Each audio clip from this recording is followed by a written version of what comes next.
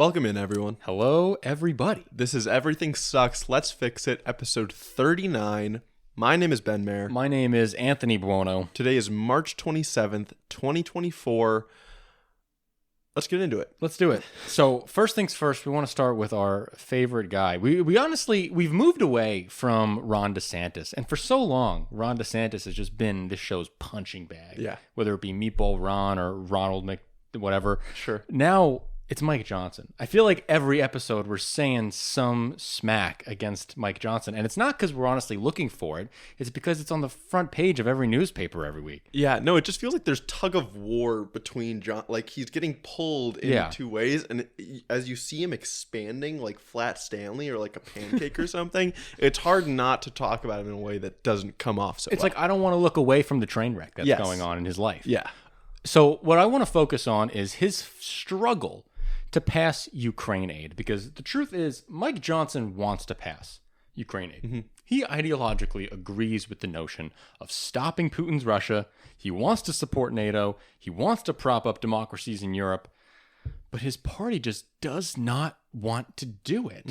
And so he's been in this awful situation where he has Marjorie Taylor Greene and the Republican voter base just hounding down his neck, saying, like, don't do it, you're a sellout, the money's not going in the right places, you spend the money here at home, but who knows what that means, really. Yeah, it's interesting, a New York Times article, did you see it came out in the Times recently that Johnson has been saying behind closed doors that he wants to pass Ukraine aid, but he knows that he's going to lose his job if he tries to do it. And so Marjorie Taylor Greene has specifically threatened to push at any point during a legislative session to be like, I call that motion, and then everything's thrown into a loop here. Mm-hmm. So she has threatened specifically that if he pushes Ukraine aid onto the floor, she will do the motion to vacate. Yeah. So now it's just this whole mess. Hakeem Jeffries, the leading Democrat in the House, has suggested that Democrats would back up Johnson if he took up the national security supplemental passed by the Senate. That would be so crazy. Yeah. And to remember, this national security supplemental includes aid to Taiwan, Ukraine, and Israel, which is going to be hard to get that to be voted on through Democrat party lines. I think a lot of Democrats in the House would not vote for this supplemental. I suppose, but there are also a lot of Republicans that would. Right. There are a lot of Republicans we've known would vote for a security package once it hit the floor. Honestly, I think like the good way to look at it is, who are the Republicans who voted to fund the government, right? It was like 101 Republicans voted to fund the government, 112 voted not to. Yeah. You can pretty much guarantee those 101 are going to vote for this. At least. And then you can at least say that, maybe the Democrats who voted for funding the government minus 40 would vote for this. This is a great, this is a great way for the Democrats to take advantage of a speaker who's found himself in this much of a pickle. Oh, right? yeah. And I say that as someone who does, again, we've talked about this before, not happy with the Israel aid that is coming in this package, but the Ukraine aid is so important that I'm willing to let that go. Yeah, no, I totally agree.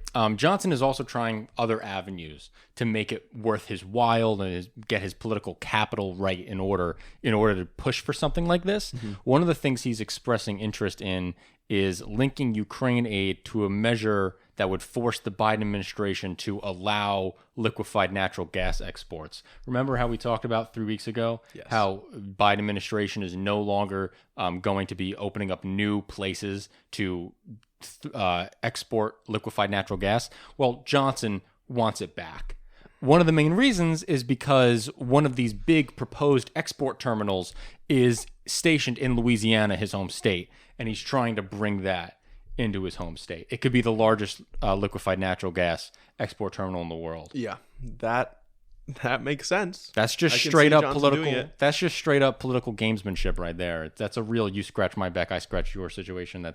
That would almost tip me over to not wanting the security bill to be passed. Yeah, right? Yeah. Yeah, well, at the end of the day, what's the biggest threat to our national security isn't Russia, it's not China, it's climate change. Yeah, exactly. And so if we're going to be selling our liquefied natural gas abroad, slowing the transition that we so desperately need, it's not really worth it, is it? No, it's so tangled. Yeah, it's so tangled. So he's trying to throw this in there. I doubt that he gets this, but also Joe Biden, we've seen him do it before with the Mountain Valley Pipeline with Joe Manchin, right? Yeah. So Joe Biden was like, hey, Manchin, I know you don't like a lot of the stuff in the IRA, but we'll give you the Mountain Valley. Yeah. So, like, what if he's just like, Johnson, I know you don't like it, but we'll give you this one export terminal. Yeah. I mean, it would still probably be a political win. Oh, obviously, because for Biden, relatively, the LNG export terminals went under the radar, and if anything, they were probably neutral for him politically as far as optics, right? So, I don't think any climate warriors gave him credit for it, but if he reverses on it, no, I think some did. Some who are deep into it, right? Yeah. Yes, but I'm thinking. Like the Democratic base that cares about green politics, they didn't really get that news. Like they just didn't hear it. I mean, it might have been. It was like a maybe a one-day storyline on major news networks, right? But then it's gone. What I'm worried about is if he goes back on it, then everyone hears Joe Biden reverses policy, and then climate warriors get mad. I suppose that gets me nervous. Yeah. But another thing that Republicans are trying to do with this Ukraine aid is, should it be aid, like military aid, giving them money, giving them guns, giving them humanitarian aid, or should it be a loan? Or should it be only lethal and no humanitarian aid? These are all questions that I think they're asking themselves just so that they can drag Marjorie Taylor Greene over the line. I don't know because this is why I asked this. When I hear Lindsey Graham, who's one of the senators who have been talking about making it a loan, he talks about it being an interest-free and waivable loan. If it's interest-free and waivable, is it really a loan? Like if it's interest-free and waivable with no desire or no explicit payback schedule, isn't it basically just giving them the money anyway? Not if we are the ones who get to choose to waive it. So I kind of I'm okay with this idea. It's like if they won't be able to afford to pay us back, then we'll waive it. If it's better for our interests in terms of maintaining their economy and their ability to keep fighting this war, to waive it, then we can waive it. But if things end up turning around for the better, then it's especially going to resonate with the Republican base. Yeah, that we're still going to get this money back. Yes. Yeah. Yeah, I mean that's fine with me. Like if this is how it comes out, then that's fine. Yeah. But also, what kills me is it's stupid because if it's interest free, then in a couple of years inflation will just kill it anyway. So I mean, it's not even kill it. We're talking about billions of dollars. But we're not even technically getting the money back. No. So it's also you see what I mean when I say it's real interest will be negative, but it's not. No, I do see what you're saying. Yeah. But it's not like we won't get we'll still. No. I mean, hopefully, inflation will only be taking 2% a year off. Yeah. So that's what they're trying to do to get the right wing base on board with the idea. Donald Trump mentioned this too. So Donald Trump is also in favor of making it a loan. Okay, that sounds to me like he is okay with the aid in some way, which was not my understanding of his position before. So he has had conversations with Lindsey Graham, which Lindsey Graham has made public. About it being a loan. Okay.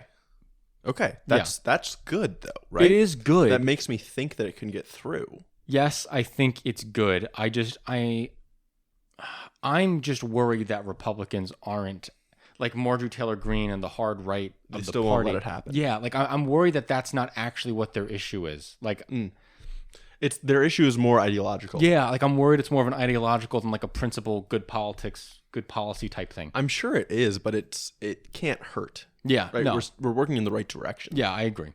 Johnson has also pushed for this, which I absolutely love this idea: selling off assets taken by the Russians through the Repo Act, and then using that money to pay for the Ukraine aid. This is something that they've been trying to do in the EU for at least a few weeks now as well, and I agree with this move as well. Yeah, that's a great move. Yeah. I mean, if we're sitting, and I listen, I've read stories about how we're sitting on these huge Russian yachts. Really? And we have to pay for the upkeep, and we're paying for the cleaning and the docking fees, and it's millions of dollars a year. Really? Yeah.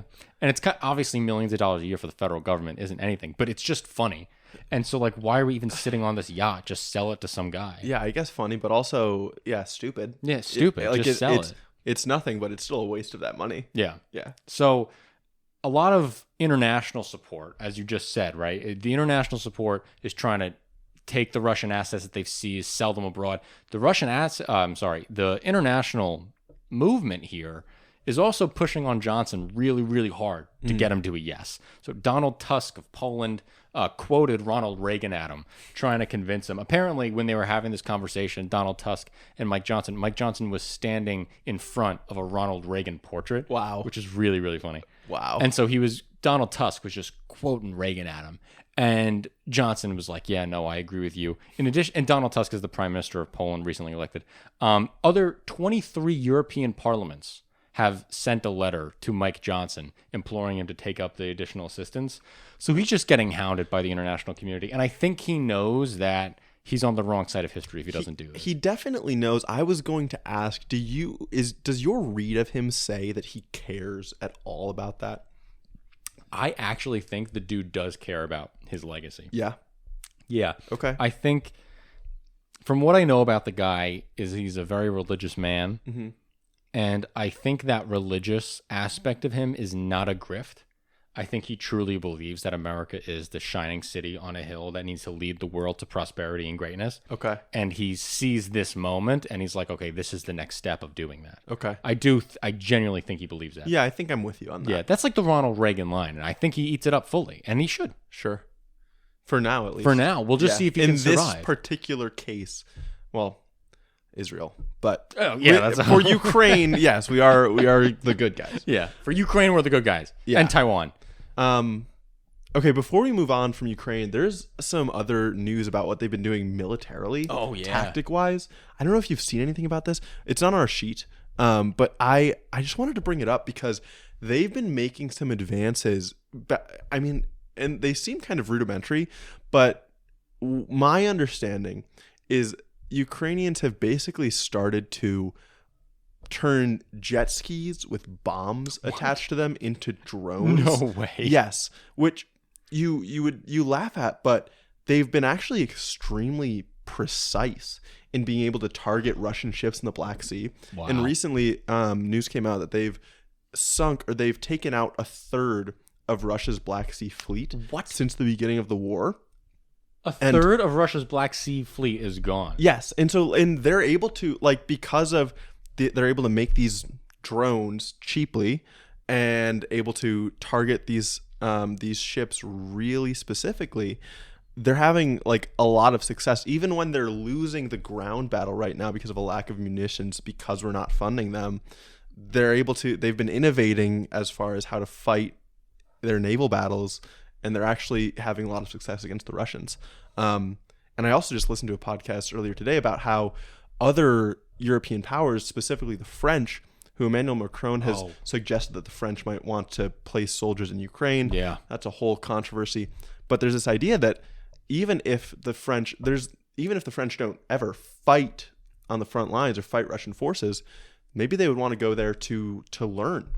To get some intel to understand these tactics. I want to pivot. I want to do a whole segment on this French thing. Okay. So can we do that? Sure. So like, I love that you said that because this is such an important historical moment in our history for Ukraine to be invaded, right? Mm-hmm. And this is the first this is going to be like the first new modern war. Like, we see the way the Ukrainians are fighting. They're taping bombs to drones. They're flying the drones next to Russians and then blowing it up. They're using jet skis to hit ships. They're doing a bunch of crazy stuff. Only Ukraine and Russia are going to be learning from this experience. Those are the only two armies that are going to be learning, right? The West, well, now the United States too, because I feel like we've done a lot there. But the rest of the West needs to integrate with the Ukrainian armed forces, not militarily and put troops on the front lines, but just as advisors and observers to learn what war will look like in the next decade. That was like Europeans coming to America to watch our Civil War, or Europeans going over to Asia to watch the Russo-Japanese War, or Revolutionary War here as well. Yeah, and these nations learn from these experiences. I'd like to think that they don't need to do that. Yeah, that there's going to be more stability than that. But the world is fracturing. Mm-hmm. So it does seem like the type of thing that will be good to have, at least in the coming decades, if not the coming years. Isn't it interesting how France has really become the leader of Europe? I feel like I feel like throughout my whole life, it's always been Germany was the clear leader of Europe. I think right now they're vying for it. Yeah. Like, I don't think France is there, but they've come up and it's about even. The thing is, if you don't know, Germany still has about 15, 17 million more people than France. That's a big deal. Yeah. Bigger economy. But France's demographic picture looks a lot better. Their future probably looks a lot more solid. Right. They were better demographics. They were better energy infrastructure. Energy security. Better military. Yeah. Probably better geography, just as far as being further from Russia. Yeah. Their own nuclear arsenal. They have their own nukes. Yeah. Germany's relying on French and American nukes. Yeah. So we'll see. No, I just think I think I'm in support of France sending troops to the Belarusian border. Okay. And because, like, what I've heard people suggest is if France sends troops to the Belarusian border, the Ukrainians can hop off the Belarusian border and go fight to try to take Mariupol back. And so, like, if they could leave that guard duty of the Ukrainians in the north, that gives the Ukrainians more manpower to... Yeah, I think I heard something about that as well. But I think it might be too risky? Too much pressure. Yeah. Yeah. I mean, it would have to come with the exception of if a French troop gets killed in Ukraine, does that trigger Article 5? And, like, Macron would have to go into it saying it does not trigger Article 5. Yeah. Right? Macron would have to say this does not trigger Article 5. It's not a direct attack on the French people or a French state, like, or whatever. Yeah. Yeah, it gets too iffy. It gets hazy. To me, yeah. I just think Macron has a big pair of balls saying something like that so strongly. Yeah. I think it's something. I guess balls, but do you think it's smart? Do I think it's smart? Because instantly Germany responded and they were like, no, we're absolutely not going to send NATO forces into Ukraine. I think it's smart for the political ambiguity. Really? Yes, because, like, what's, like, the American situation, right? You don't agree? I don't think so, because a united NATO is the most powerful asset. Okay, but security-wise. What if? So, like, wait, I want to talk about the Taiwan thing. So, like, America does strategic ambiguity for Taiwan. Joe Biden will say, we'll defend Taiwan. His State Department says, we're not going to defend Taiwan. Then the next day he says, no, we are going to defend Taiwan. The State Department's like, no way. We're not going to support Taiwan. Then we send them a bunch of missiles, right? Mm-hmm. So, like, there's an advantage of that strategic ambiguity. I think you don't think it comes with this? I think there's a clear difference where Ukraine's already been invaded. Mm-hmm. I think we were posturing with strategic ambiguity regarding Ukraine before the invasion as well, and I think that made sense. Now that Russian troops are in Ukraine, any NATO involvement actually in the country puts us at serious risk for Russian escalation. Okay. The reason that the U.S. is keeping ambiguity is because anything less would raise the chance of Chinese escalation. Anything more would raise the chance of Chinese escalation. So I think strategic ambiguity not only allows us the most flexibility with what our response might be, but it also makes sure it's the best chance at maintaining stability in the situation right now. I think French involvement or any NATO involvement in Ukraine does the opposite of maintaining stability. Right. No, it definitely increases tensions. Yeah. For sure. Yeah. Yeah. I think I agree. Yeah. So sticking on Russia, a big theme since Russia started invading Ukraine has been Western sanctions trying to cut off income into Russia to fund their war effort, facing delays in payment from customers in China, the UAE, and Turkey for their oil after a new wave of U.S. sanctions in December of 2023. Banks started to require written guarantees from their clients that no person or entity from the U.S. Special Designated Nationals list is involved in the deal. So that's the list of every person that the U.S. has sanctioned that is related in any way they think to the Russian military effort or the government. So UAE banks have also even suspended accounts accused of dealing with people on this list. This is important because the context here is that the West put a price cap on Russian oil of $60 a barrel.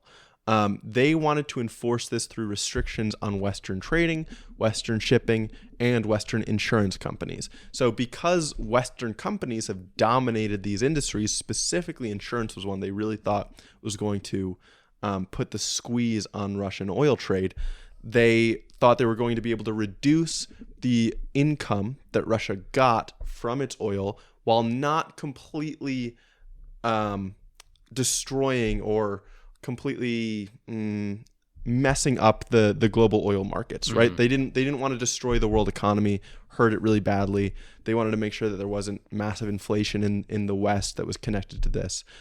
But Russia, in response, they bought up a fleet of old non-Western ships, and they used some shady insurers, it's called a shadow fleet, to ship its oil. And so in the months from kind of in much of 2023, it was able to trade oil over the cap using these other methods. But then Biden issued a new executive order in 2023 that basically, in December, that basically extended the scope of who would be punished if they were dealing with Russian oil that was trading over the cap. So it's not only just the shippers and the traders and the insurers, but now it's the banks that these companies all use to facilitate the transactions.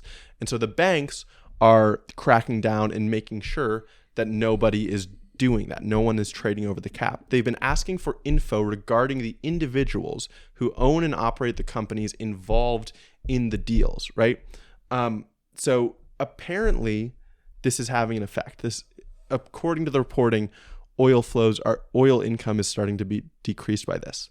Furthermore, India recently announced that they're going to stop accepting oil from Russian shipping company Sovcomflot, which apparently shipped about 20% of Russia's oil exports to India in 2023. So we talked about the Russian integration with India since Ukraine, I think 3 weeks ago too. And we saw the numbers spiking rapidly with the cooperation between India and Russia. And India was using a lot of Russian oil. Like I think 40% of Russian oil was going to India. Yeah. So if we're talking about now, Sovcomflot. That's what I'm going for. That's good. Isn't going to India anymore. That's a huge reduction in their oil sales abroad. And India's been buying Russian oil on the cheap because they've had no reason not to. And this new wave of sanctions is making it so that they have a reason not to. Yes. Yeah, that's the idea.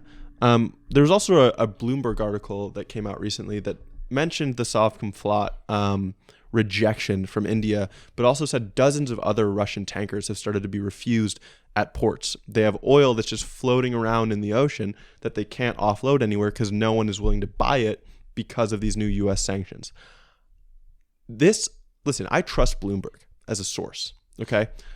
But I checked, there's also a website that's supposedly tracking the income that Russia's making from fossil fuel exports since the beginning of the war. And since December of 2023, there is really no discernible difference in the income that is made from crude oil. And we have a screenshot here that shows that. Yeah. So I'm not sure what's going on. I'm not sure if this website that I got it from, which is russiafossiltracker.com, is incorrect. It seems to have some robust methodology as far as whatever data is available. And I think it's right to be skeptical because we know that sanctions haven't been super effective at times thus far. Right. And I'm not convinced. I'm not going to be convinced that they work until we hear like a direct response from Russia itself. Like almost, or like I'm waiting for Russia to do / say something that admits they worked. Not a direct, when I say that, I don't mean like they come out and they say that, oh man, these sanctions are crippling us. I'm waiting for them to do a massive policy change indicating that they were somewhat affected. You know what I mean? Do you have any idea what that would look like, though? No, I don't know until I would see it. I have no idea. Like, I don't know what they could even do. But like think about this. Like, we thought that it was going to be super successful until they bought a shadow fleet, right? I would have never been able to guess that they bought a shadow fleet. Sure. Right? But I think that's the value of going after these secondary institutions. Oh yeah. I mean, if we they're go not after the banks. I don't know whatever the banking equivalent, the UAE bank equivalent of buying a shadow fleet is. I don't think they're going to go to that trouble. Right. That's true. So I'll say the one quote that this Reuters article had from Dmitry Peskov, who is a Kremlin spokesperson, was, of course, unprecedented pressure from the United States and the European Union on the People's Republic of China continues, which is basically not helpful for our purposes at all. It's extremely broad. Right. Definitely not a solid policy change from them. Right. I know Russia is expected to decrease their oil output next year. because because OPEC Plus is wanting to reduce the supply. Yeah. So I know that they're going to be cutting their oil production, right? Yes. Okay. But again, if the cap works, it shouldn't matter as far as the income that they're getting from it, because I would expect usually you want to decrease oil production so that you can raise the prices. Right. One thing that I feel like I might not have made clear, UAE has one UAE bank has suspended accounts that trade Russian oil over the cap. But mostly what this Reuters report is saying is that the firms are facing delays for the crude oil. So they're still getting payments, but they're going through a lot more, I don't know if bureaucracy, but paperwork and extra steps to be cautious and make sure that the oil they're trading isn't happening over the cap. Do we know that when these sanctions for the banks that do business with the Russian oil traders, when those took effect? Because if these articles December. They took effect in December, yes, but India is only stopping doing it now. I'm not sure India is only stopping doing it now, but the reporting has come out now. Right. So like that's what I'm confused about is how like I don't know enough about this, right? So like it took a 4-month lead time in order for these sanctions to actually hit into effect, because maybe that's why we don't see it in the charts yet. I'm wondering if they thought that they would be able to still keep trading the crude profitably. But then, for example, now that these processes are taking so long and they need all this approval from the bankers and they need to get all this information about, who are the owners of the ships and who are the owners of the oil and everything like that, the costs that are incurred from that process is making it so that it isn't profitable. Yeah, that makes sense. That makes sense. The Supreme Court is hearing the most consequential case regarding abortion since the overturning of Roe v. Wade this week. The oral arguments began on the case that will decide the future of Mifepristone, which is the abortion pill that has become widely controversial in the United States recently. It's also not just important for abortion access. This case will also define the role of the FDA for years to come. It's basically asking, what powers will the courts have in overriding and overruling the regulations set by these regulatory institutions? Okay. How much power does a court have? Can a judge like overrule an FDA? Like FDA found Mifepristone to be safe and effective, right? A lower court judge determined no, not safe, not effective. Okay. Needs to be banned for other reasons. So like, how does the role between the justices and the court system versus the regulatory agencies are going to be in flux here? Instantly, I'm skeptical. Like, the whole point of the executive agency is to make determinations like that. I know. And then the judge was coming out with the determination instead. Yeah, that makes no sense. So 3 members of the court's right flank expressed doubts about the legality and even the wisdom of allowing a coalition of anti-abortion medical groups to challenge the FDA's conclusion about the safety of Mifepristone, which is good to see. I'm happy that there was a pretty good rebuke to this line of thinking. Also, put this in perspective, this pill is used in nearly 2/3 of all abortions. Wow. And there isn't like a large death rate from Mifepristone that's causing like this massive amount of damage to people's body. It's not happening. The pill is widely used and it's widely considered safe. Clarence Thomas and Alito were eager to grill attorneys for the Biden administration about if these FDA policies were even allowed due to the Comstock Act. Now, we've talked about the Comstock Act before. Yeah. The Comstock Act came in the 1870s. It's the 1870s era law that bans people from receiving or sending lewd materials through the U.S. Postal Service. Now, lewd materials included pornography, all this other stuff. So now they're kind of suggesting that this lewd material thing could be considered for Mifepristone. We talked about this a few episodes ago. Comstock was the guy who wanted to ban pornography and was anti-masturbation nationally. Wasn't the Comstock Act neutered at some point? It was neutered. This is another question. The statutes that are related to this have been very clear that the only thing FDA... No, hold on. I apologize. There has also been a ruling related to this that I'm blanking on right now, but there is precedent saying that the Comstock Act does not apply apply to Mifepristone. I wish I could find it on my sheet. I guess I didn't put it down. Okay. But that does exist somewhere. But, all precedent is made to be overruled with these courts. So they're just, they don't agree. Thomas actually directly asks if the FDA, they ask the defendant if she thinks personally the FDA violated the Comstock Act, to which the lawyer replied, I quote, "I think this court should think hard about the mischief it would invite if it allowed agencies to start taking action based on statutory responsibilities that Congress has assigned to other agencies." So what this defendant is arguing here, they're saying it's not even our authority to enforce the Comstock Act. It's not in our jurisdiction. The FDA is supposed to stick to picking which drugs and foods are safe for human consumption, not to abide by Comstock. Okay. Then it needs to be a whole other thing. Yeah, that makes sense. The statutes say very clearly, and another quote, the only thing the FDA can take into account for restrictions are safety and efficacy concerns, not related to other stuff. Yeah, the FDA wouldn't be on trial for the pills being mailed. Right. Someone else would be. Someone else would be. That's not the FDA's problem, even if it is Comstock related, right? Yeah. Which could be a whole other argument. Yeah. It's like, could you not produce pornographic magazines just because they could get mailed and then violate the Comstock Act? Yes. Yeah. So again, this case is centering around the question: what role does the court have in stopping federal agencies from imposing regulations? Mm-hmm. And so Gorsuch makes this statement.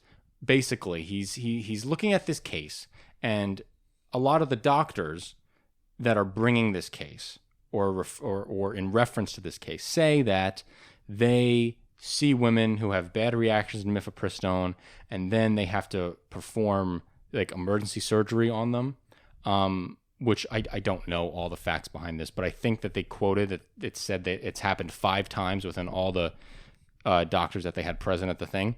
But Gorsuch says, this case seems like a prime example of turning what could be a small lawsuit into a nationwide legislative assembly on an FDA rule or any other federal government action. So Gorsuch is pretty much saying, like, you're throwing the baby out with the bathwater with this line of thinking. You're endangering like the whole entire FDA process.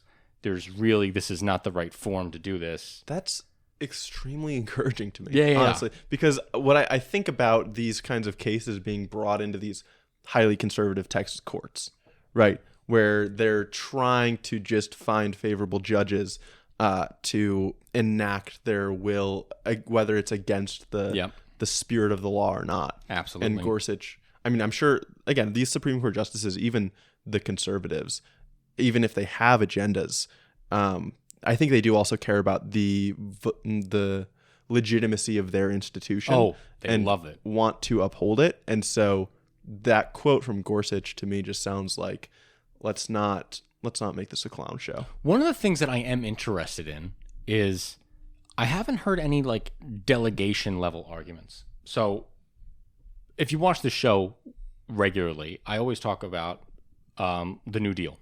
And like one of the issues FDR had was the Supreme Court kept saying, you've delegated too much power to the executive.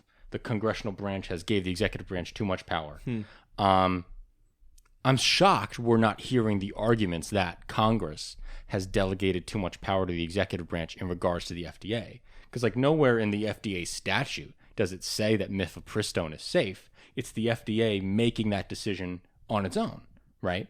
Like Congress did not say Mifepristone is safe. Yeah. Congress gave another independent body the right to say if Mifepristone is safe. And so I'm shocked that I didn't hear the plaintiff go after that delegation authority. Okay, I disagree. Why? Because... Well, I obviously disagree with that line of thinking, but... No, I'm saying I'm not surprised by it, because even though I can understand delegation is a problem in some cases, this is extremely specific, right? Like, if it's not the FDA's...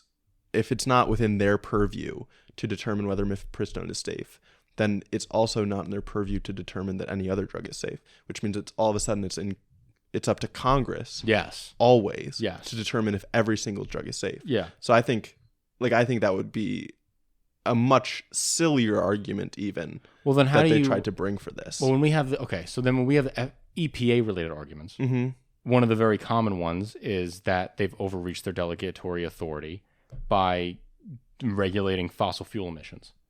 that they've gone too far and they've overreached their delegation authority by going after carbon.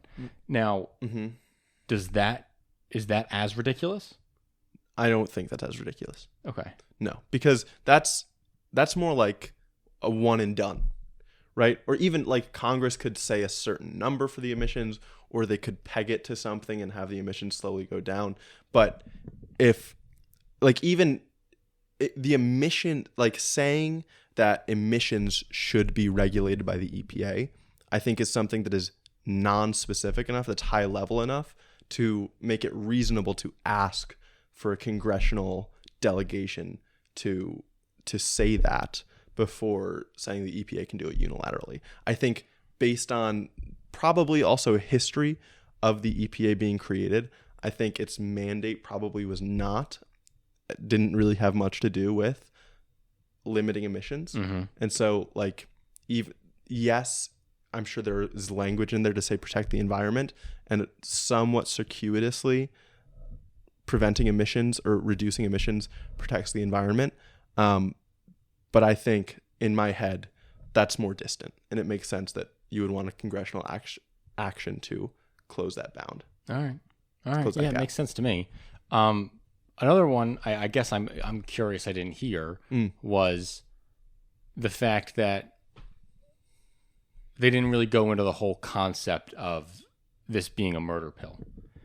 Like they say all the time on TV and in the media that it's the murder pill because you're killing a baby. Yeah. But they didn't mention that one time in court. Interesting. You know? So they had no faith in the idea that they could convince the judges that a fetus is a person. Exactly. Which gives me great hope that they thought that they couldn't even convince Alito or Thomas that a fetus is a person. That gives me great hope. Yeah. Right? Oof. So I'm surprised. I am surprised as well. I am surprised that they didn't go after that line of thinking. I really am. Because I think it's hard. I don't know. I think it's hard to really convincingly win the argument that a fetus isn't a person. I don't think that's a hard black and white thing that you can argue. Yeah. So a company down in Tennessee has been found to have violated child labor laws in a really hard way. So officials have began investigating this months back, and they found clear evidence of a child operating a power-driven hoisting apparatus, which is prohibited for workers under the age of 18. Now, the company has tried to rescind blame, keep their arm's distance away from this, because they say they did not directly employ the individuals, right? They got them through a temporary workforce staffing agency, but they refused to identify the staffing agency. This manufacturer creates outdoor power equipment components for John Deere specifically. That's like one of their main products. Okay. And so this company is now going to pay a civil penalty of around $300,000 and then also set aside $1.5 million in profits related to the employments of the 10 children who were found to be working at its factory. Now, some of these children were as young as 14 years old. Now, a lot of them were also illegal immigrants. A lot of them were migrants. Migrant workers and migrant children who very, very frequently do not have the same protection as a U.S. citizen child. Yeah. Very common. Very common for them to be abused this way. And this is happening because one of the biggest bottlenecks in our migration system that we talk about so frequently is not expanding workforce permits and working permits to the migrants who are here. And because of that, you're putting them in impossible financial situations where in many cases the children are forced to work in order for the family to make ends meet. And we're pushing children into dangerous workplace environments by not expanding work permits to their parents who are here as migrants. We are seeing this change and normalization for child labor across the South right now. And I want to give a little shout out to what's going on in Arkansas because they've passed multiple bills related to child labor. So one of them removes the requirement for minors aged 14 and 15 to obtain work permits previously needed for employment. This includes like age verification or parental and guardian consent. So they're making it easier and easier for children to enter the workforce. I will say it did come with tougher enforcement mechanisms, which is good. But if you're removing all of these upfront requirement and validation checks, I don't know how good these enforcement mechanisms are really going to play out to be. But we just see more and more children being encouraged to enter the workforce in these southern states with these types of changes. And I think it's a really, really bad move. I don't necessarily. That's crazy. Why do you think it's a really, really bad move? I think children should be learning until they're 18 years old. Okay. So there should be a hardcore cap on number of hours you're allowed to work. Okay. There should be a cap on the types of jobs you're allowed to work. You can't be working in heavy machinery. You can't be doing this. No way. The child has the right to some decent protection from the federal government. And we should build an economy that does not require someone under the age of 18 to work to make ends meet. If you're 16, 17, 18 years old and you want to work a retail job, it's a totally different story from what we're talking about. 14 years old, you're a baby. I don't think there's that big of a difference between 14 and 16. Really? Yeah, let's start with that. Especially not junior in high school versus freshman in high school. You're going to tell me there isn't a big difference? Working a real retail job. Are you going to tell me there's a big difference between how well they can perform in that job? Well, I'm not talking about how well they can perform. I'm talking about their developmental stages in life. I'm not talking about how well they can perform on the job. I'm talking about how do you really think there's going to be a significant difference in how having a job affects someone at 16 versus 14? Because I don't necessarily think that. So my problem with this, if anything, is that a parent can compel the kid to get a job. And I think that is a problem up through 18 until they're technically an adult and are not under their parents' thumb, kind of. But as far as like, I don't know, thinking hypothetically, if a 14-year-old wants to get a job, I don't think they should be restricted from it. It's just that in the eyes of the law, you can't ever really know whether they wanted to go out and get their job or whether the parents wanted to force them. No, I think a 14-year-old, in the same exact way that we have age of consent laws for sex, there needs to be age of consent laws for labor. I disagree. I think they're not equivalent at all. Well, I think they're not equivalent, but it's the same principle. Like a 14-year-old kid doesn't know the impacts on their life if they take a hard job at 14, 15 and how it affects their future. I always think that argument is so flawed. How? Because I think there are lots of 15-year-olds that are smarter and more self-aware and understand their human experience more than a lot of 25-year-olds. I think age is a very loose and broad delineator to use, like a very hazy line to use, to draw, to compare people to each other. And I think, for example, a lot of kids that now have grown up with the internet, although they might be underdeveloped in a lot of ways, I think they're also much more self-aware and they understand how people, including themselves, operate a lot better than people who were less exposed to so much information about the outside world got before. I just think it's not so clear cut.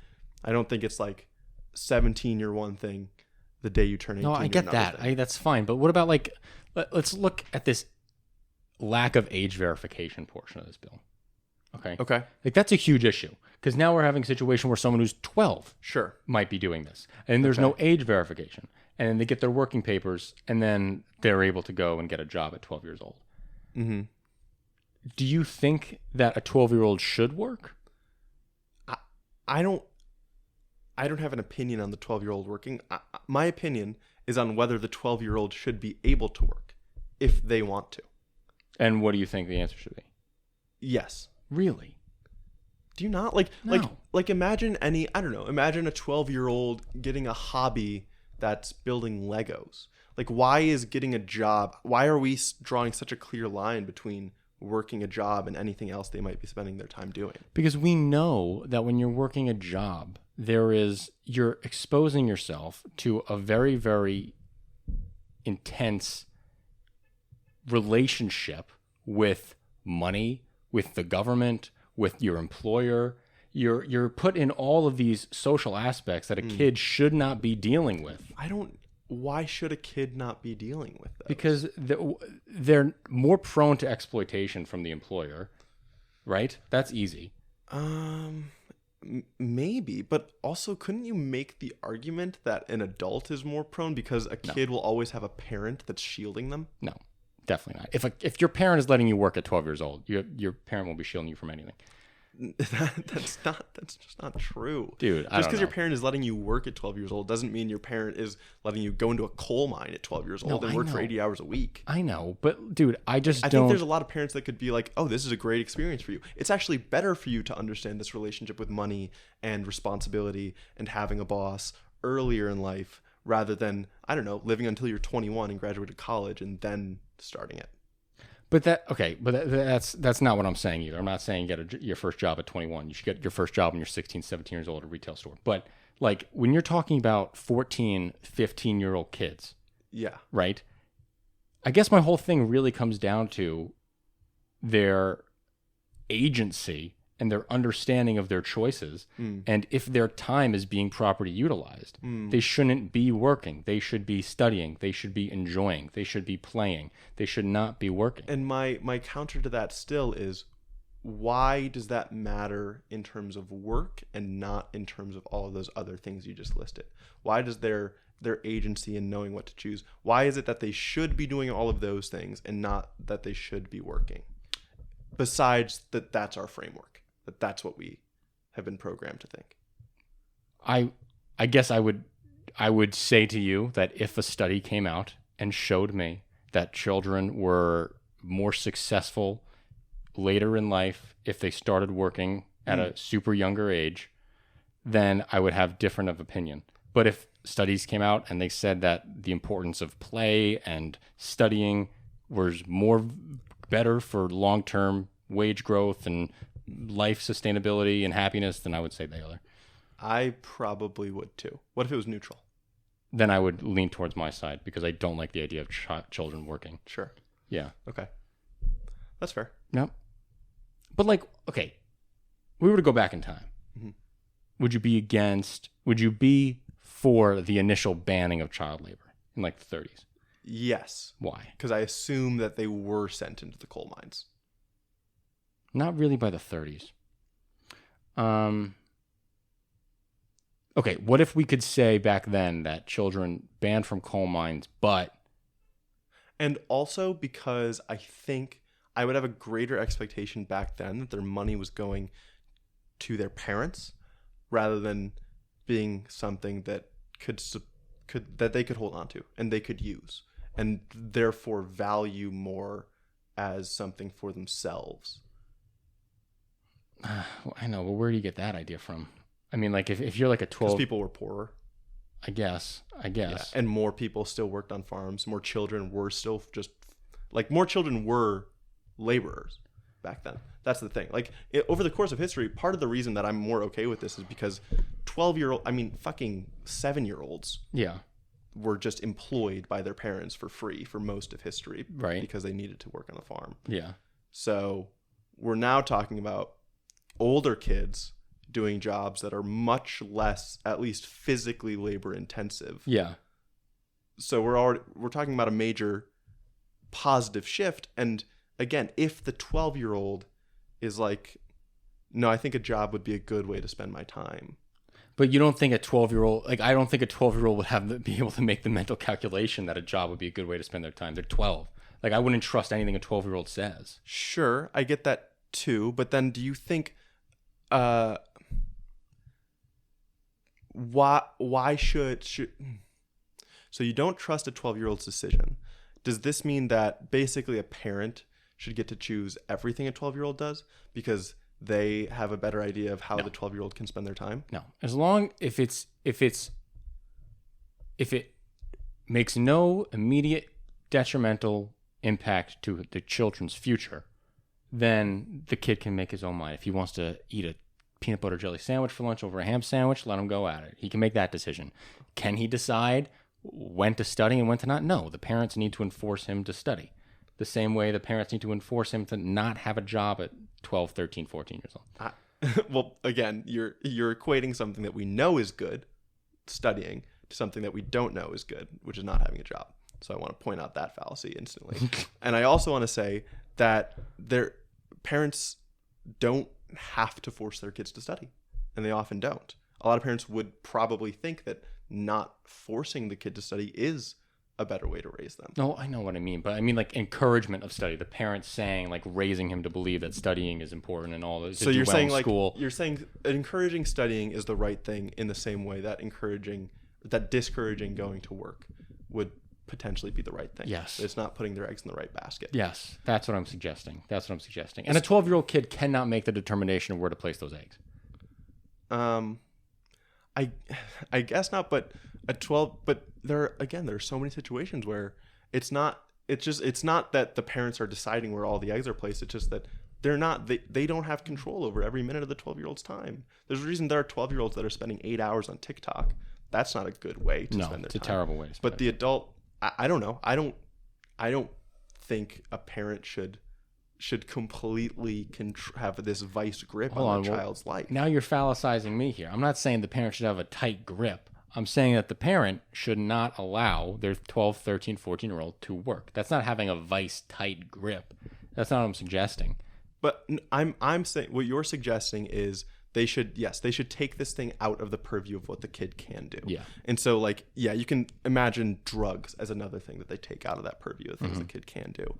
But I don't see any real reason to put having a job in the category of drugs. We would need to find evidence. This is how I would answer the question, right? If we can see, okay, does having a job at a young age negatively impact development? Do you think there's any chance, let's put it back on the other side, yeah, that having a job is as bad or worse than spending 6 hours on TikTok? Is as bad or worse? No. I think it's definitely better than spending 6 hours on TikTok. So then if I had to pick one or the other, yes, I'm picking the work. So then should we codify in law how much time children can spend on screens? Or play video games? Video games is different than TikTok. But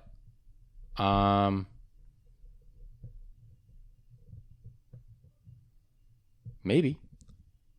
I don't know. Maybe.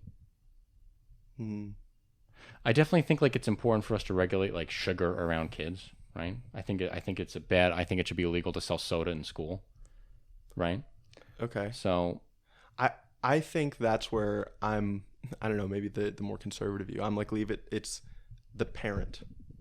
Leave it to the parent. But in this case, you don't even need the parent. Like this Arkansas law, it's like you don't even need the parent. Yeah, I'm down to have parental consent in this law. And age verification. Sure. Right. But then, yeah. I guess. You guess. I don't know, man. I don't know. Child labor is becoming vogue, people. Child labor is coming back. I don't know. And it is coming back. This is a larger problem nationwide. In the fiscal year of 2023, the Department of Labor concluded 955 investigations that found child labor violations, marking a 14% increase from the previous year. Nearly 5,800 children were found employed in violation of the law, an 88% increase since 2019, with more than $8 million in penalties assessed, an 83% increase from the previous year. So child labor is becoming more and more popular in the United States. I think one of the biggest reasons for this is because we're in such a tight labor market. I think there is labor demand that our current population cannot meet, and employers are forced to dip below the legal limits to get kids into the workforce. I think that's what's happening. This is another reason why we need immigration to stop this. I think that makes sense. Yeah. I was gonna say, would it have anything to do with the downturn during COVID? But we're talking about 2023. Yeah. So that is interesting to me. I would also say back in the day, labor unions and the working people were against children working because they would compete. And you're like, wait a second, why? Like you're looking at a 14-year-old that you can pay 50 cents, or a grown man you can pay $3 to operate. What is this machine called? Power-driven hoisting apparatus.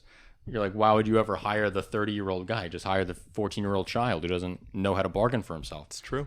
We have a lot of movement going on right now in the Israel-Palestine conflict. The United Nations officially calls for a ceasefire, which is a huge change in U.S. policy, and one that I'm really, really glad to see. This ceasefire was allowed to pass the UN Security Council because the United States abstained. They did not vote in favor of the ceasefire. The U.S. says it abstained because the resolution did not condemn Hamas in the ceasefire, though the ceasefire does call for an end to all hostilities throughout Ramadan and a return of all hostages.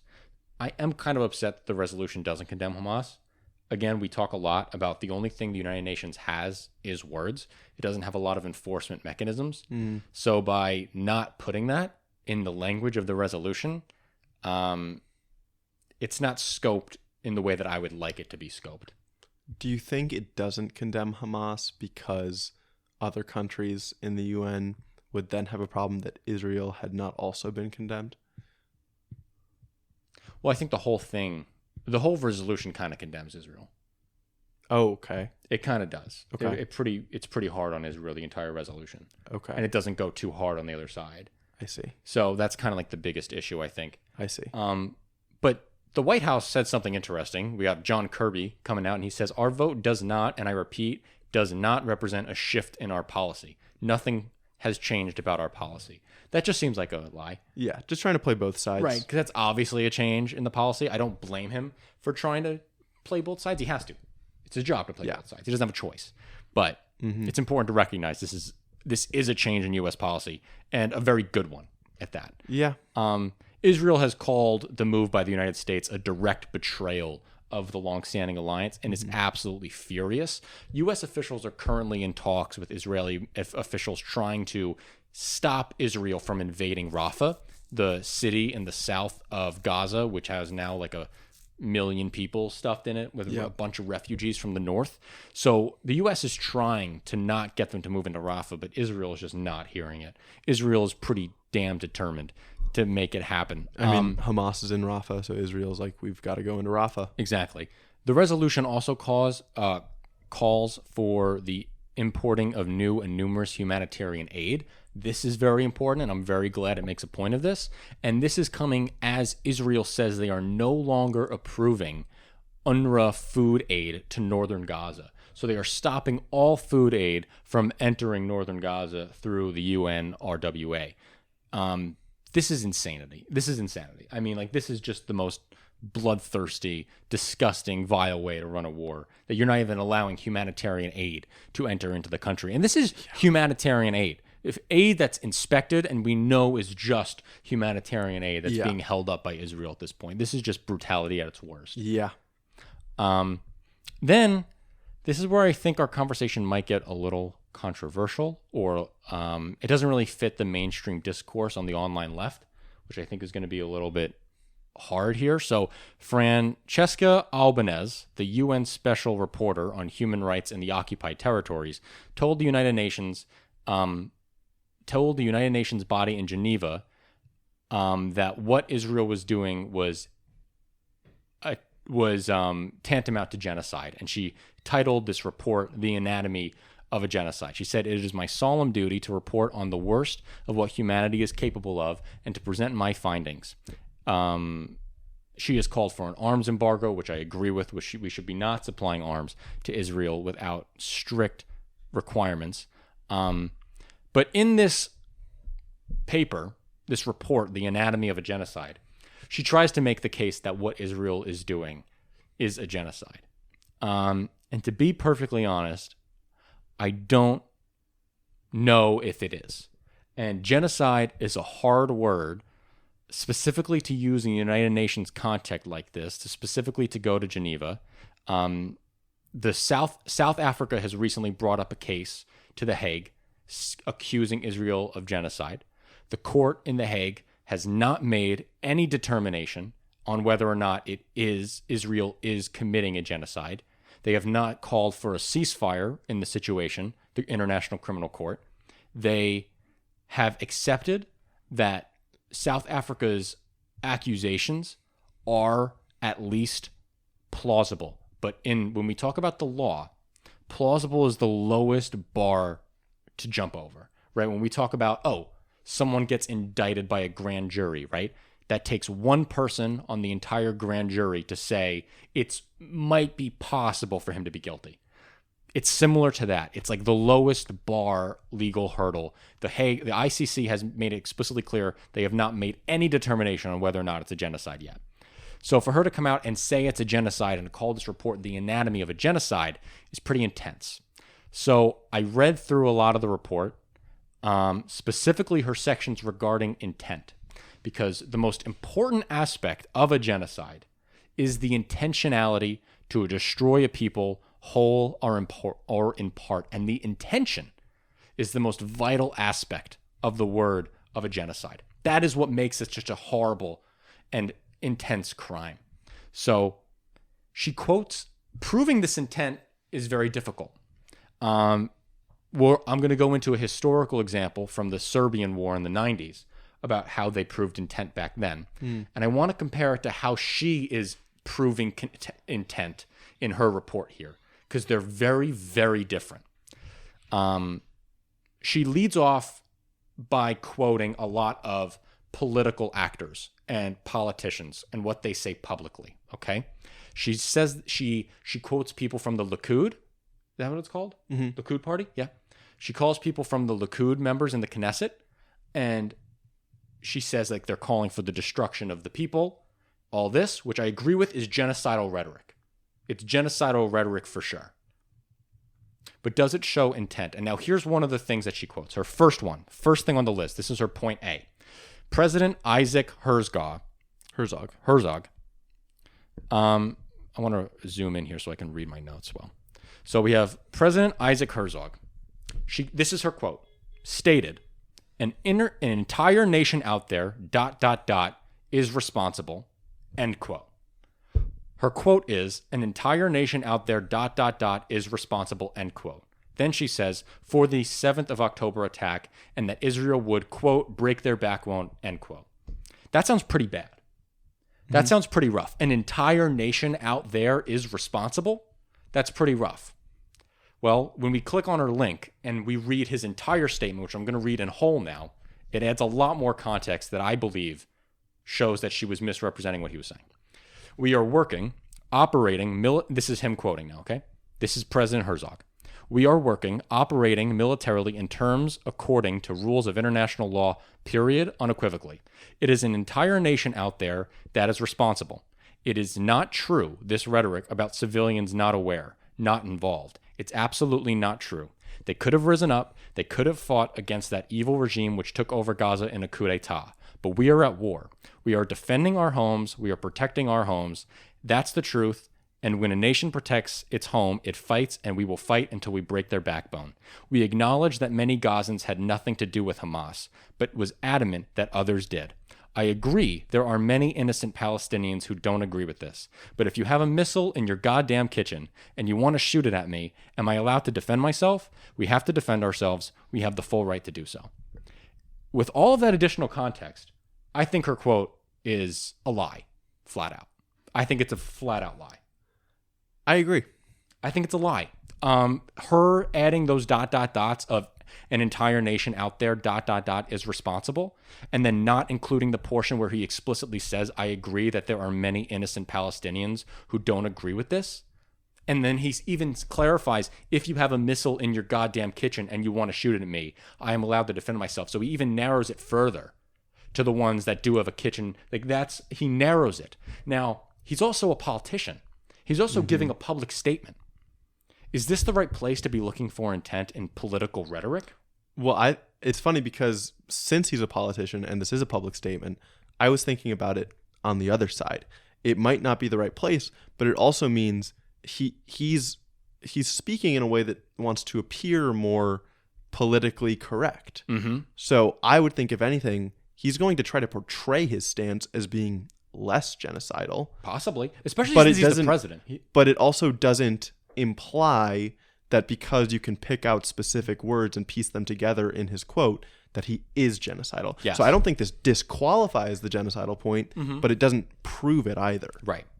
So then there's part D. She says, IDF spokesperson Daniel Hagari stated that focus should be on causing maximum damage, demonstrating a strategy of disproportionate and indiscriminate violence. the only quote she includes there is maximum damage.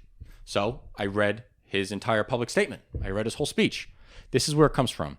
We are using every piece of intelligence to maximize damage to meeting spots for terrorists planning to invade Israel, houses belonging to senior Hamas commanders, terrorist operational centers and headquarters, and terrorist infrastructure. That is a flat-out lie on her part. Yeah. It's a flat-out lie. Literally, she takes the thing maximum damage out of the sentence where he's saying we are only targeting terrorists. This does not show genocidal intent under any circumstance. No. It does not even show indiscriminate violence, which she says directly in her passage here. No, this is the type of thing I would expect almost to a T the U.S. to have said about its invasion of Afghanistan. Yes. Right? And everyone would have been like, hell yeah, inflict maximum damage on those terrorists. Yes.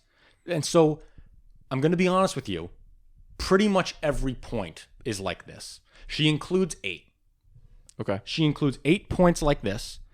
The ones that are Likud members that are fucking batshit, and like the head of the Department of Agriculture saying some crazy, terrible things. One of a Likud member in the Knesset saying some terrible, horrible things about how you need to destroy their families. That is genocidal rhetoric, absolutely. That does not show the government having genocidal intent. The whole government. And what we need to do to prove genocide is to prove an intent. And so I want to compare it to the evidence for genocide found in the case of the Srebrenica massacre in Bosnia. This was going on in the 90s, big war, break up Yugoslavia. What's important to recognize is I believe the entire Serbian conflict was not classified as a genocide. But the Srebrenica massacre was. Okay. That shows you how high the bar is. In a war, only this one massacre was considered a genocide, not the whole war. Okay. So I read a lot of the appeal court decision last night. And on pages 97 and 98, they talk about the genocidal intent.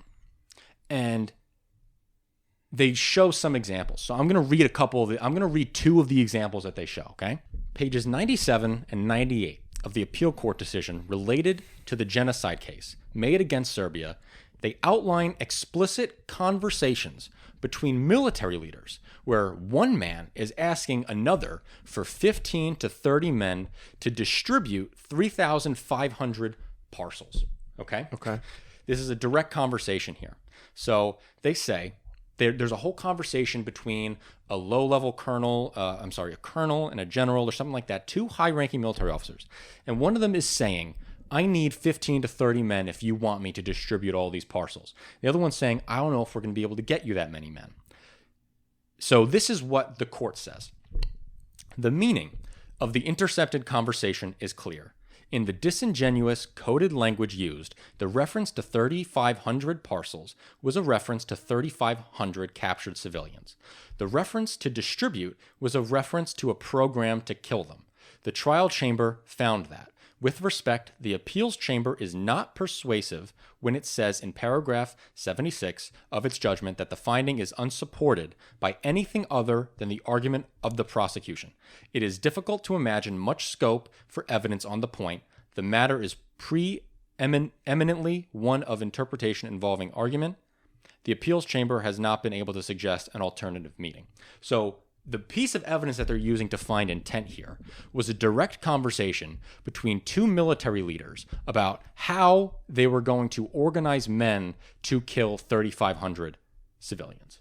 That is the direct conversation going on. Mm-hmm. They then go to say General Kristic knew the executions were occurring and that he undertook to assist Colonel Berra in obtaining the necessary personnel to carry them out.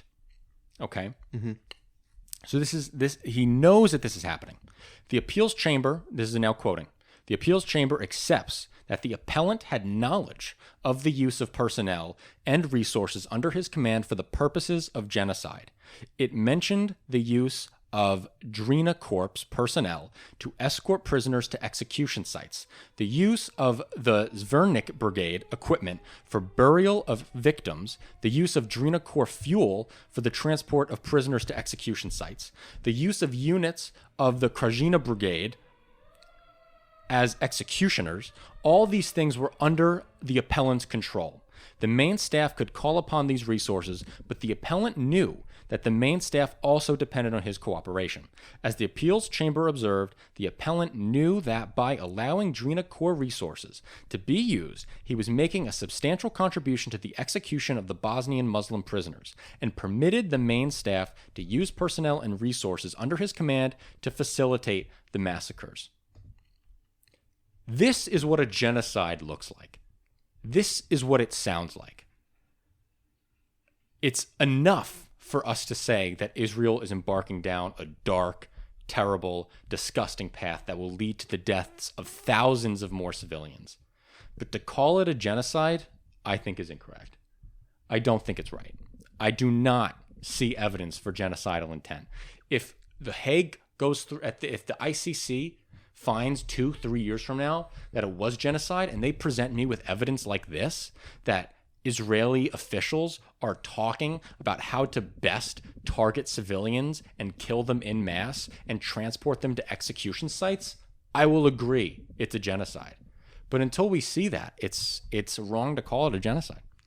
Yeah, I think it's impossible to say anything besides it could be a genocide. Yes. But based on these quotes, like, it's very clear that what we do know thus far, the evidence that we do have, does not meet the standard of proof that they're looking for and to condemn it. It's just not close.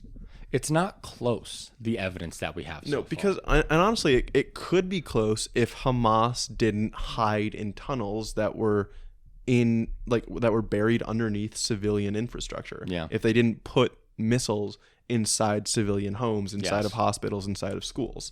But they do, right? Which will honestly forever make it extremely difficult to condemn Israel for committing a genocide. And the far left, or just, I don't know, maybe a lot of the left, wants to have it more black and white. Well, they also, want to be able to condemn them. Even if Israel was pursuing an indiscriminate bombing campaign against civilians, it's not genocide. The United States firebombed the entirety of Tokyo. We nuked 2 cities. That's not genocide, guys. No. That's not genocide. It's a bad way to conduct war. It's evil. It's a war crime. It's unjustly targeting civilians. Yeah. It's not genocide. It's not what genocide means. It's not genocide. I wonder if it even matters. Well, that's what's killing me. It doesn't really matter. No. But when people use genocide incorrectly, it's destroying the word. It's a legal term that has meaning. That is the most evil thing that humans can do. Yeah. I guess people are they want to use it because since it has that kind of power, exactly, they're hoping that it can get Israel to stop. And that's what's frustrating me as an observer, as someone who's watching this, who's someone who does care about genocide, stopping Israel's conflict. Lying about what they're doing isn't going to get you any closer. No, it's just going to create backlash. Lying about it isn't going to make you closer. Now, I know this is a very controversial segment, so I encourage arguments in the debates as best faith as you can have them. But it frustrates me when I see people who are on the left in the United States and everywhere else saying that this is a genocide when the only evidence that you can show me is disgusting racist rhetoric from the political branches of the government. And that's not an example of government policy. No. Or military policy. No, it's not an example of military policy. And so it's frustrating. We need to see intent in their policy to kill civilians in a mass scale. And until we see that, it's just not genocide. So Joe Biden has released his 2025 budget. No shocker, it will not be passing and it will not become law. But this is important because it's showing what he wants to be and what type of president he wants to be in his second term. And there's a lot in here. This is basically like a wish list of what the Democrats would do if they had full control of government. Yes. This is what dreams are made of. Okay? So, top line, The Biden proposal is $7.3 trillion in spending over the next 10 years. The budget proposes about $5 trillion in new taxes on corporations and the wealthy over the next decade. These tax hikes will go on high corporations, high earners, and that nobody who makes less than $400,000 a year would see their taxes go up. So where are these tax increases coming from? Well, there's three big ones. First comes from extending the middle and working class tax cuts passed under the Trump term while ending the tax cuts for the rich. So in a lot of cases, well, not in a lot of cases, sorry, the Tax Cuts and Jobs Act of 2017 cut taxes for everybody, but the majority of the benefits went to the top 1% because they have most of the money anyway. So obviously they would get a disproportionate amount of the benefits, right? Well, what Biden and the Democrats want to do is keep the tax rates for the lower and middle income the same while raising the tax brackets for the upper income back up to what it was before. Which all of our research on economics says is the best thing to stimulate your economy. Yeah, that's like the best thing to do. Yeah. So then he wants to raise the corporate tax from 21% up to 28%. This has been longstanding Democratic policy. Even Joe Manchin wants to see that. That's like a pretty basic Democratic fucking talking point by this point. But then this one is really interesting, and it's a huge change from Democrats in the past. A 25% minimum tax on total income, including unrealized capital gains for the 0.01% of households with at least $100 million in assets. This is a wealth tax, guys. Yep.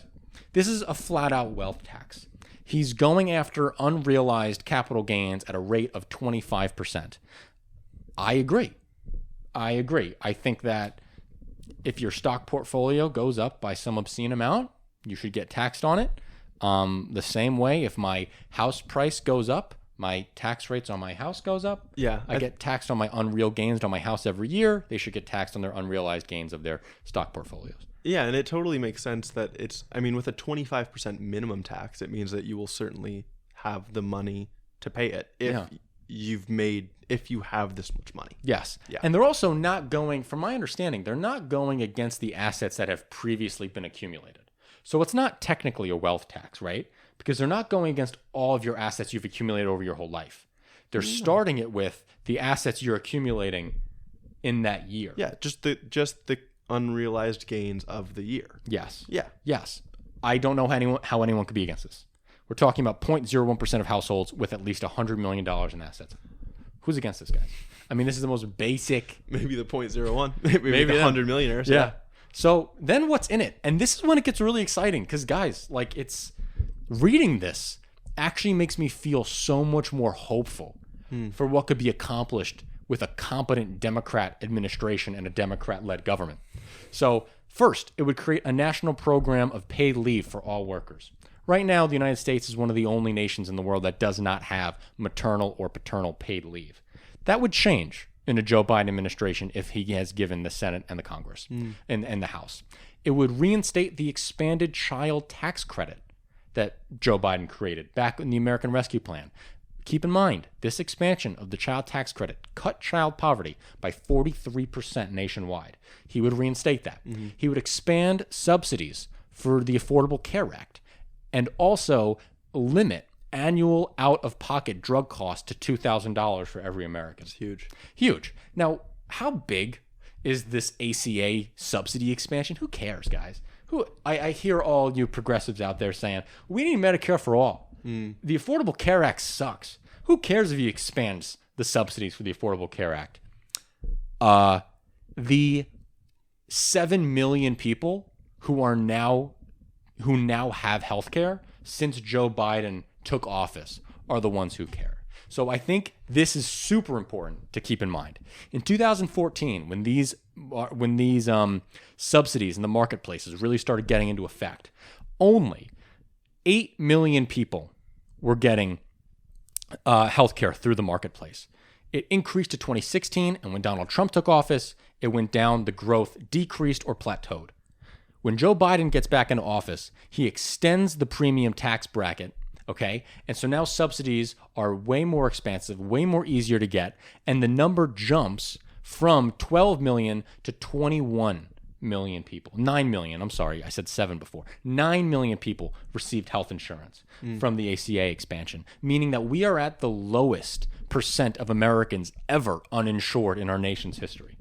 If these subsidies continue, this number is only going to go up. Yeah. And we will maybe one day get soon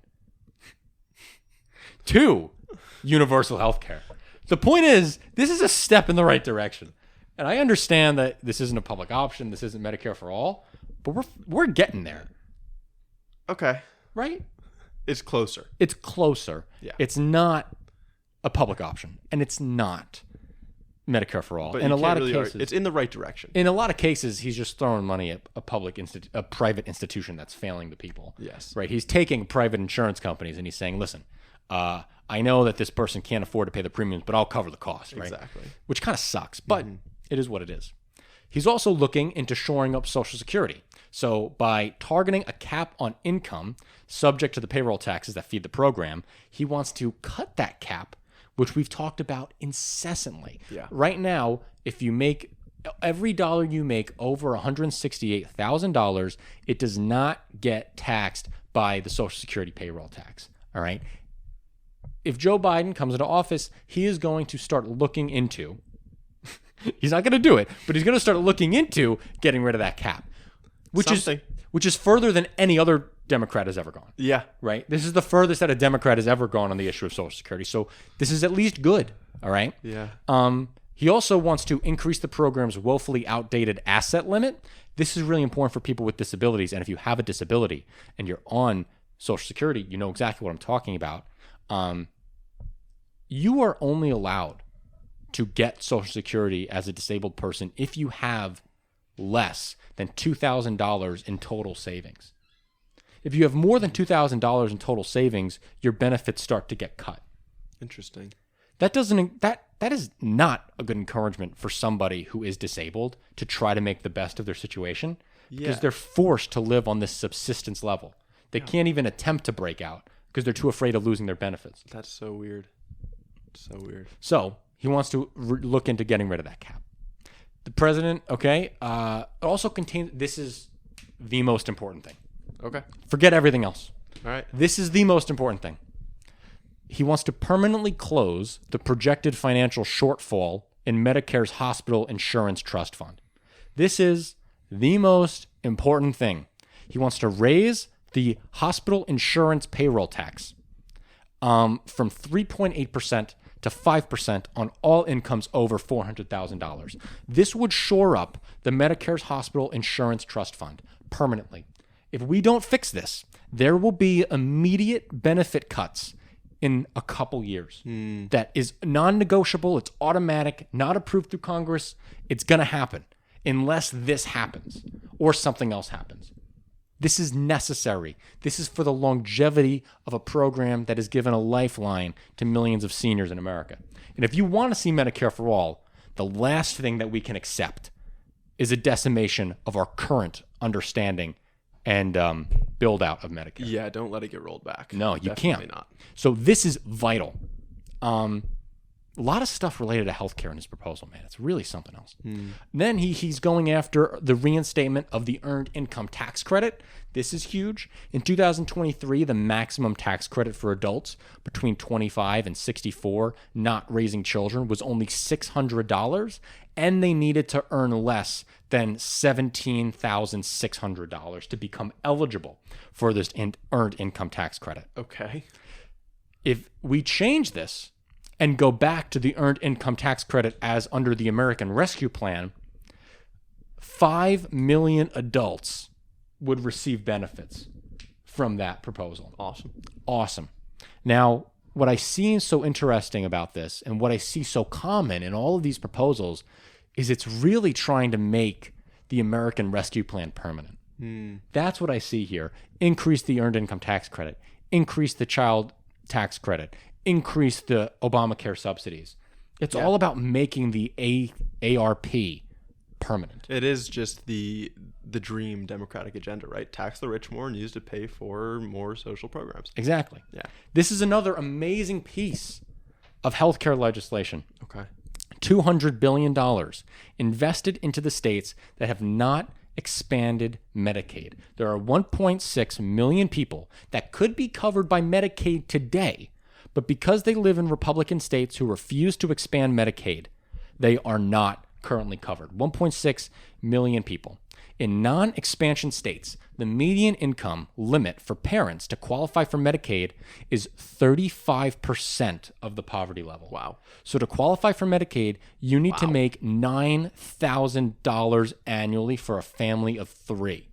And childless adults do not qualify at all. That is insane. That's what it's like living in a Republican trifecta state. Wow. That's how bad it is. That's how bad it is. So, wow. When we look at states like Alabama, Florida has 315,000 people that could be covered by Medicaid tomorrow, but aren't. And they don't have health insurance because the government does not want to tax the rich to pay for the health insurance. That's why. That's why you don't have health insurance. So he's proposing a $200 billion thing to go right at those red states and to get to those people and to circumvent the Republicans' non-desire to expand Medicaid. Why do I think this is so great? Because this shows Joe Biden and the Democrats are pushing for the benefits of people that won't vote for them. These people in Wyoming, 11,000 people who don't have health insurance, they're not voting for Joe Biden. No. They're voting for the Republican ticket all the way through. But the Democrats are still going to fight to get them health insurance because they believe it's a human right. Yeah. And they're not going to stop just because you didn't vote for them. You can say all the time, oh, they're groomers. They're anti-God. You say whatever you want, man.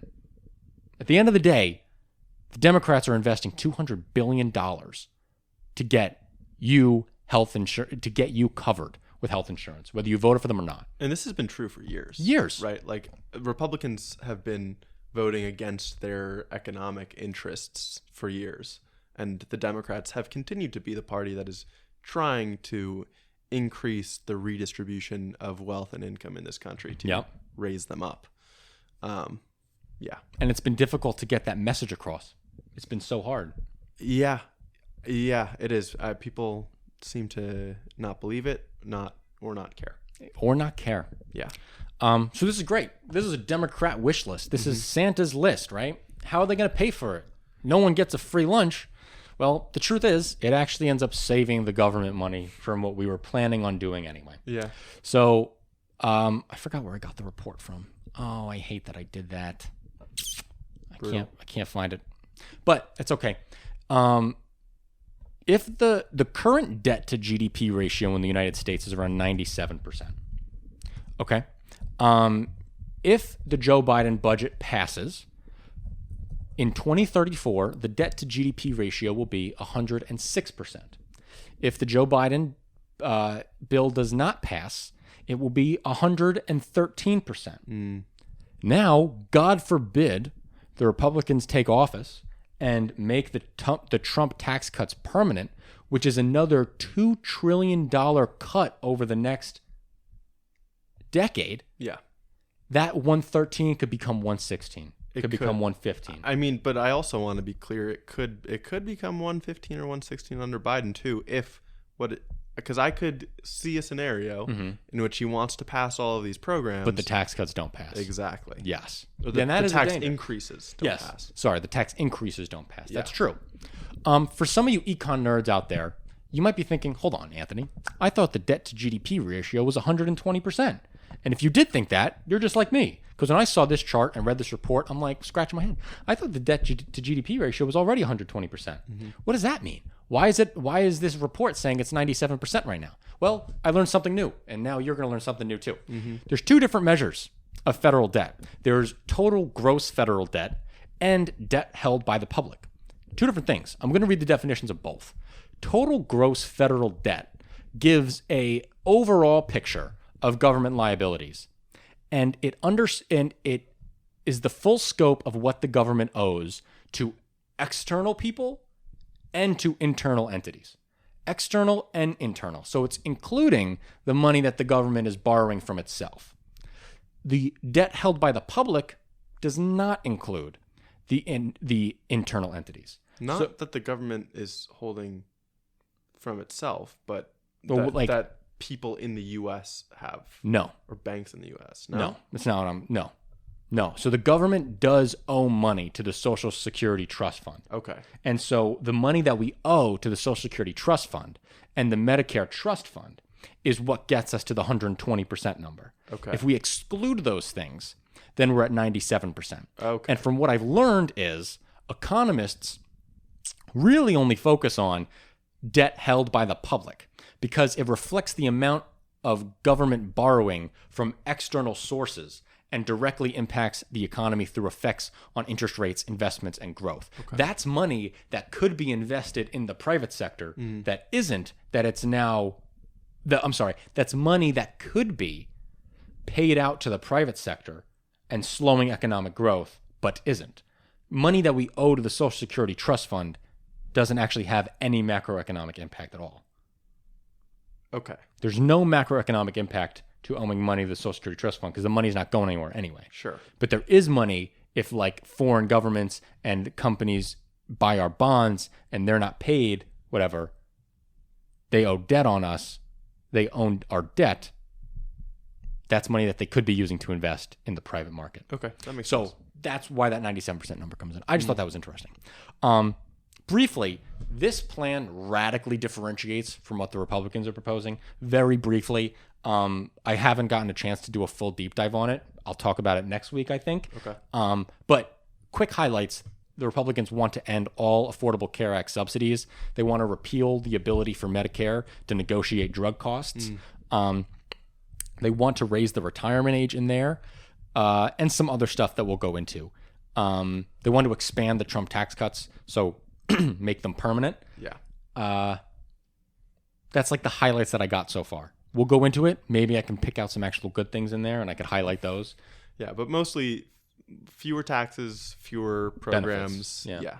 Yeah. Oh, also wants to end school lunch programs nationwide.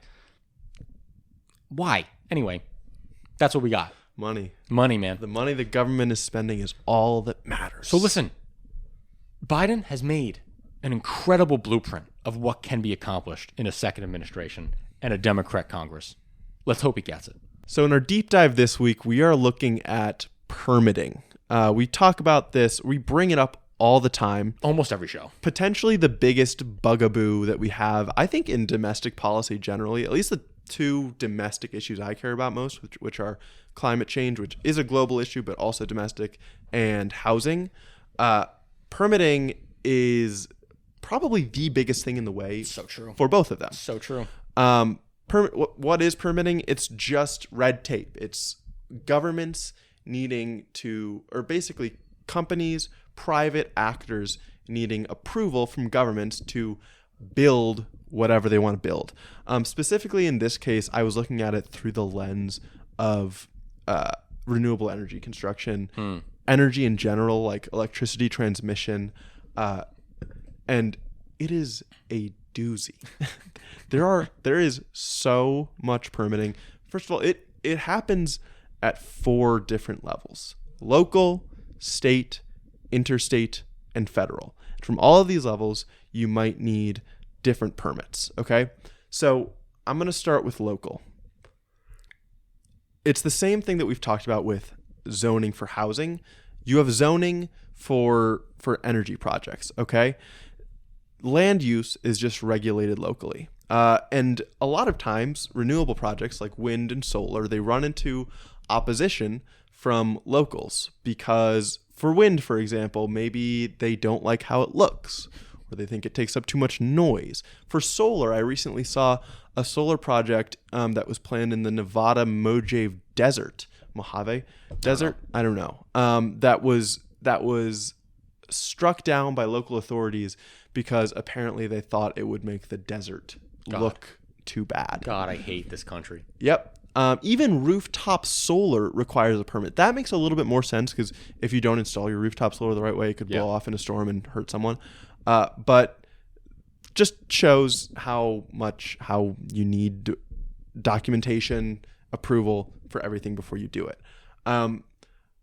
Past that, you have transmission lines, which we talked about last week, how transmission is probably the biggest hurdle that we're currently facing in terms of our renewables build out. We need tons more transmission to get energy from the places where the sun shines the brightest and where the wind blows the most to the places where the people actually live. Yeah. Transmission lines have to cross through private property, through a bunch of different parcels of private property, right? So you need to gain approval to go through all of those. A lot of times what they do for this is they seek to use eminent domain, which is something that I'm going to talk about in depth later, but it is the Fifth Amendment right of the government to seize private property for compensation for a public use. So we'll get into that. But I'll just say local communities generally offer the strongest opposition to these projects. Oh, yeah. Because like state level authorities, interstate authorities, federal authorities, they're not stopping solar development because they think it looks bad. They're not stopping wind development because it makes too much noise. The locals can be so petty about what is developed around them that it is an enormous headache for these projects. All right, so then we go to state. So for the state, this is where it starts to get ironic because you have environmental review laws, and they are generally what gets in the way of building, which of course is great now that we're doing all this work to try to save the environment from climate change. The best example I would say is CEQA, which is the California Environmental Quality Act, and it requires analysis and mitigation of environmental effect for any project that is built. This is something that the California legislature has had in its crosshairs for a long time as they try to get things built faster, but it will add years to California projects. They'll also need permits. Developers will need permits from any other state departments they interact with. A good example for like transmission lines, if you're trying to build transmission lines and they cross a highway, you're going to need to interact with the Department of Transportation and to get a permit from them to make sure you're not blocking any right of way for the cars. Now, interstate. So interstate is important because the way our grid is laid out, we have a bunch of different regions that are connected, mostly. Texas has its own, California has its own, but otherwise you have like 13 northeastern states that share a grid. You have a bunch of western states that share a grid. And these development projects need to get permission from regional transmission organizations to connect to those grids, right? There's a regional transmission organization for each one. And so that adds another permit layer, another approval layer that you have to get. And then after that, you have federal permitting requirements. And this is maybe the worst and the craziest that are necessary. For very large projects that are generating a lot of energy, which are obviously the ones that are most necessary and most helpful in our battle against climate change, you're looking at wildlife protection, right? Projects can often interfere with wildlife. One of the complaints I saw about another solar project that's supposed to be going up in Nevada is that there were turtles that they found, there are tortoises that they found in the desert where the solar was planned. And there was a newspaper article that quoted a certain wildlife group that said, moving these turtles from this portion of the land somewhere else is going to raise the mortality rate by some number. And we say that is too high of a cost to pay to have this project here. Oh my God. So wildlife protection projects often interfere with wildlife, right? That's unserious. It's crazy. It's unserious. But they can use it. They can use it. There are more serious ones like wind turbines kill birds a lot, right? Offshore wind has to write about how they'll protect the marine life or how they'll affect the marine life at least around there. It requires permits maybe for air and water protection, and all wind and solar and transmission projects need to get permits for air and water, clean air and clean water protection because they will necessarily pollute as they're being constructed. Right. And then the main one is called the National Environmental Policy Act, NEPA, which requires an assessment of environmental impacts for any significant federal action. And then when it's assessed that there will be environmental impacts, you have to write up an environmental impact statement. And these will often be hundreds of pages long and take years to put together. They require a public review and comment period, and then you need to take into account what they've said and include it in your report. Whoa. So it is, it's kind of silly. And then you have federal or protected land usage that you might need to get permits for, right? Because you have tons of land that are managed by the Bureau of Land Management or the U.S. Forest Service or the U.S. Fish and Wildlife Service. And you need to interact with all of these other these agencies to put renewables infrastructure there or to build transmission lines there. This all adds up to delay projects by years and years that we just do not have to spend when we need all of these renewables right now. So I think a good example is the South Fork Wind Project. It's an offshore wind project off the coast of Rhode Island. It was first proposed in response to a 2015 request for proposal by New York State power authorities. Between 2015 and 2018, it worked on the local, the state, and the federal levels of permitting. Then in 2018, it started its NEPA permitting journey and needed an environmental impact statement. And over 3 years, it put together the statement and it got permits relating to endangered species, to fisheries, to clean water, to clean air, to continental shelf protection in the ocean. Jesus. Finally, the Bureau of Oceans Energy Management approved the construction plan in January 2022, 7 years after the initial request for proposal. Wow. Groundbreaking happened the next month. Operations began just this past December, and the final turbine was built just 2 weeks ago. We got a 9-year full process from initial request for proposal to fully finished with construction. 9 years it took. 9 years. See, so this is why the permitting change proposed by Joe Manchin is so necessary. This is why. Because it would cap that permitting time to 2. But I don't know if it would cap the permitting time to 2 or it would just cap certain parts of it to 2. Like the NEPA environmental. Right. So how long did you say NEPA took here? Did you say 3 years? 3 years? Oh, yeah. So NEPA can take like 3 to 6 years. Okay. So the cap at 2 years would be helpful, but does not nearly cover the problem. Right, because that federal, that's probably only affecting the federal permitting process. It's not affecting the local and the state level permitting process, only the federal level. Yes. I see. Yes. I see. Now, there are things that like states can do themselves. Of course. So it's a big deal is going to be states trying to preempt localities. So localities can't stop these. Yep. And specifically, like the states are going to want to pass laws to say you can't block a renewables project just because you don't like how it looks. Yep. Just because you don't like how the wind turbine sounds. But those are hard to pass. But states are in kind of this Goldilocks zone here. Maybe the federal government is in a better zone where they understand they can hear people's concerns about climate change and desire to transition to renewables while not being so in the weeds that they hear the feedback on every individual project. I totally agree. There. Now, eminent domain is something that I want to focus on really quick because it's an area of the law that can really be helpful in building transmission specifically. Eminent domain, again, is the right of the government to seize private property. And over history, Congress and state legislatures have used it for so many different things, including highways, roads, bridges, schools, infrastructure. But it went wrong in the 30s and 40s because eminent domain, as it is right now, actually it gives an advantage to natural gas pipelines. And this happened because back in the 30s and 40s, the northeastern states actually needed natural gas for their own energy security, and they were seeking to get it imported from Texas and Oklahoma.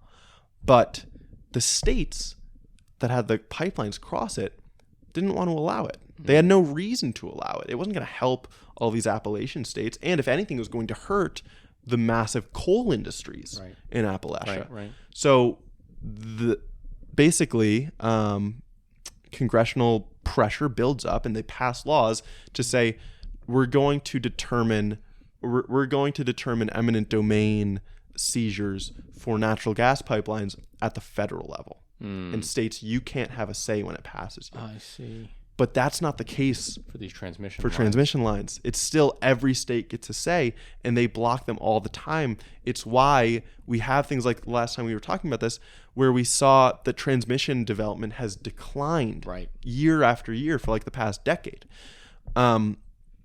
Basically, what it means, and I want to give a little bit more into the weeds. It was decided that that natural gas pipelines fall under the public use definition of the Fifth Amendment. That say you can only seize private property for public use. Okay.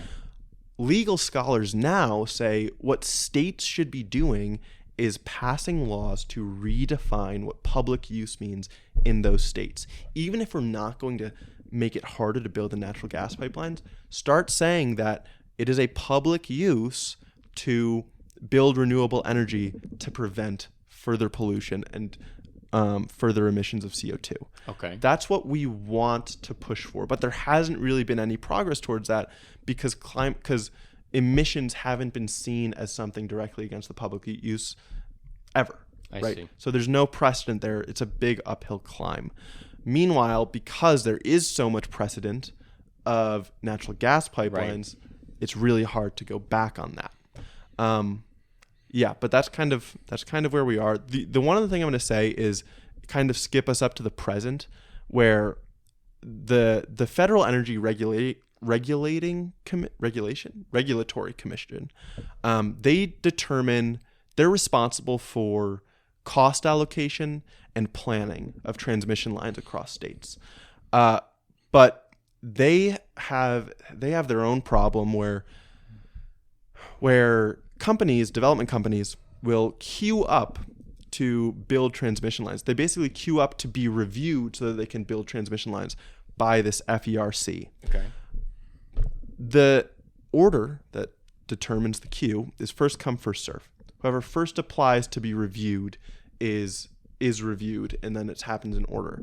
But the problem is, because the queue has built up over time, you have people that are applying way ahead of time, hoping when they're not even ready to build, just hoping that they'll be near the front of the line once they are ready to build. So it means that also developers that are ready to build have to wait for all these people that are ahead of them in the queue.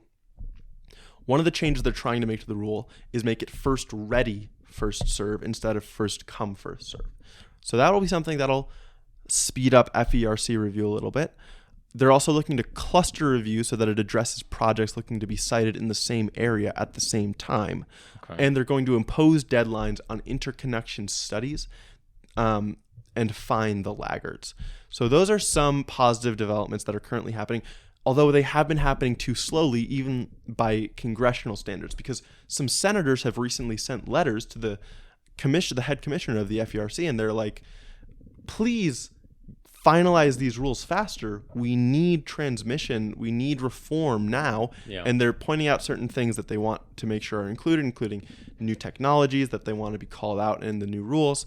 I've read a few articles that say that these are supposed to be coming in the coming weeks. So once they do, we would report on that. Hopefully that happens. That's really cool. The one other thing I'll say, there was an important recent case that is going to, I think, help clear the way a little bit. The FERC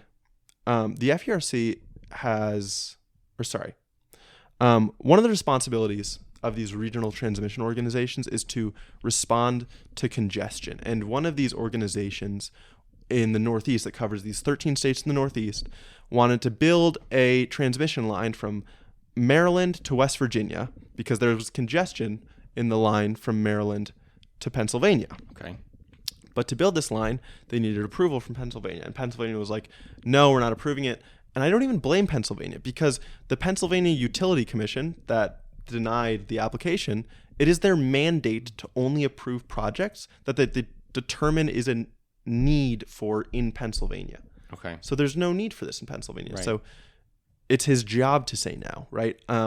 But this court case, they took this to court, and the court determined that the Pennsylvania Utility Commission violated the supremacy clause of the Constitution. Whoa. That states can't obstruct federal action. That's awesome. And the Commerce Clause, which prevents states from imposing restrictions that benefit in-state economic interests while hurting out-of-state ones. So wow. This is important because we get a little bit of a precedent for states can't deny transmission lines just based on economic benefit. Right. They could still deny it based on like an environmental review, but this is a good step in the right direction. Wow. So that's kind of where we're at. Permitting is a fucking bitch. It is the bane of my existence. And what I really want is I want laws that say we can wipe all of these permitting requirements away if you're building a fully renewable energy project. Yeah.